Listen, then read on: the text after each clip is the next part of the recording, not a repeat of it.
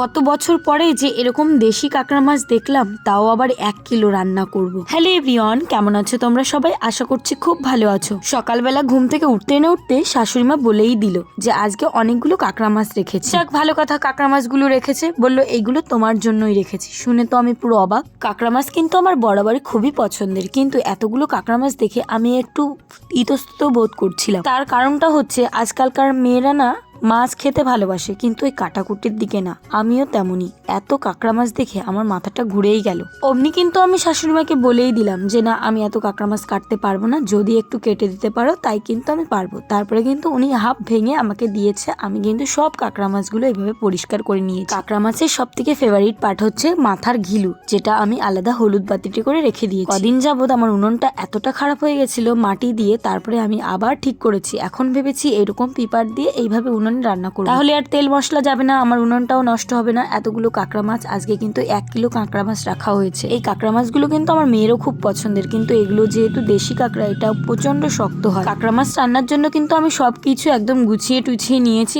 এখন কড়াইতে চাপিয়ে দেব তেল। তো তেল দিয়ে প্রথমে ভেবেছি আমি আর কি আলুগুলো ভেজে নেব। আর আমার শাশুড়ি মা এই কাঁকড়া মাছগুলো 1 কিলো কাঁকড়া মাছ রেখেছে মাত্র 60 টাকা। আমাদের বাড়ির সামনে যে কাকুটা বসে, ওই কাকুটার কাছ থেকে নিয়েছে। ভাবলো যে আমার নাতিন বৌমা ভালো খায়, তাই জন্যই কিন্তু নেওয়া। মাঝে মধ্যে ওনার যে কি হয়, মাঝে মধ্যে দেখি কিছু একটা কিনে এনে ধরিয়ে যায় যে এটা রান্না করো, ওটা খাও। যাক, ভালোই লাগে। একমাত্র বৌমা আমি একটু করতেই পারে। তাই কিন্তু কাঁকড়াটাকে নুন হলুদ দিয়ে ভালো করে এখন ভেজে নিচ্ছি। কাঁকড়া মাছটা উনুনে দেওয়া মাত্রই দেখি লাল লাল হয়ে গেছে। এটা কিন্তু ভালো করে ভাজবো, কড়া কড়া করে। এটা দিয়ে করবো একটা কাঁকড়া মাছের ঝোল। তারপরে কিন্তু কড়াইতে আর একটু তেল দিয়ে কতগুলো কাঁচা লঙ্কা দিয়ে দিয়েছি। এখন ভাবছি কাঁকড়া মাছের ঘিলুটা ভাজা করব। কাঁকড়া মাছের ঘিলুটা এতটা টেস্টি হয়, রান্নার সঙ্গে সঙ্গে পুরো পাড়া ময়ময় হয়ে যায় গন্ধে। আর হ্যাঁ, তোমরা কিন্তু অবশ্যই কমেন্ট করে জানাবে তোমরা কে কে কাঁকড়া মাছ খেতে খুব ভালোবাসো। আমার কিন্তু বেশ ভালো। কিন্তু কাঁকড়া মাছ বেশি খেলে আবার কি হয় জানো তো, খুব পরিমাণে গ্যাস হয়, পেট ব্যথাও হয়। ওই জন্য একটু বুঝে সুঝেও খেতে হয়। তারপরে কড়াইতে বেশি করে তেল দিয়ে দিলাম। তারপরে একটু জিরে আর শুকনো লঙ্কা ফোড়নে দিয়ে দিয়েছি। এখন দিয়ে দেবো পেঁয়াজ কুচিটা।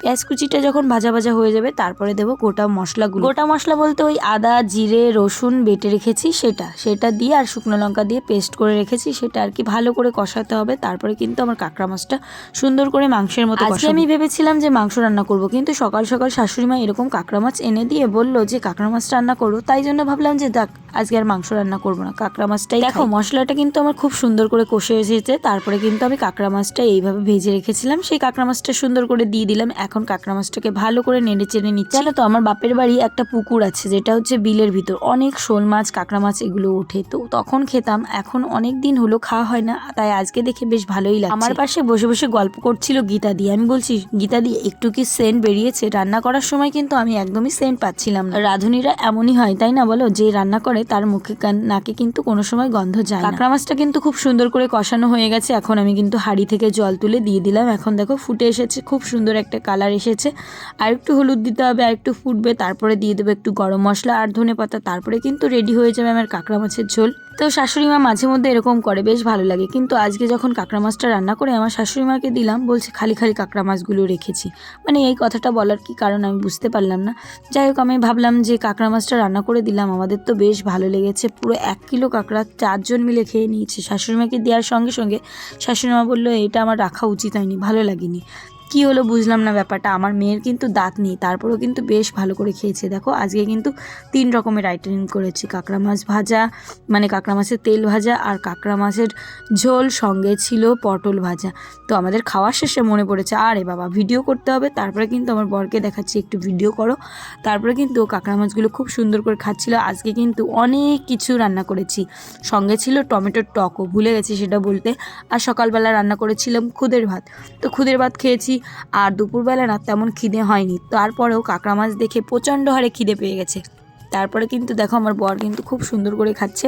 আর আমি মেয়েকে বলছি তোর তো দাঁত নেই, তুই তো চিবাতেই পারবি না। তারপরে আমার মেয়ে বলছে সত্যি মা, আমি যে কি করবো। আর আমার মেয়েটা না সামনের 2টো দাঁত আছে, আর মাঝখানের যে মাড়ির দাঁতগুলো সব পোকায় খেয়ে নিয়েছে, সব কিন্তু লজেন্সে খেয়েছে। তাই জন্য কিন্তু ওর খাওয়ার প্রতি কোনো একটা আগ্রহ নেই। চেহারা দেখেই বুঝতে পারো কী করে যে মেয়েটাকে খাওয়াবো।